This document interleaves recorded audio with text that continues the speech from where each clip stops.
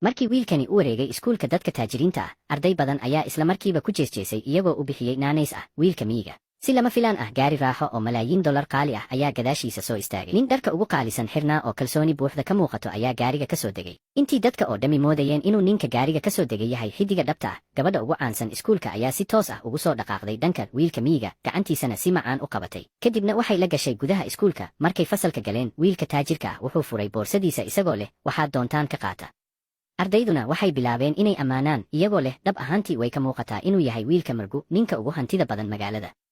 wuxuu xitaa u sheegay wiilka miyiga inuu isaguna wax doorto. laakiin wiilka miyiga wuxuu si fudud ugaga jawaabay, isdeji oo yaa lagaa dareemin. markii macallinku soo bandhigay labada arday ee cusub ayay fasalku yaabeen. labaduba waxay lahaayeen magac labaad isku mid ah.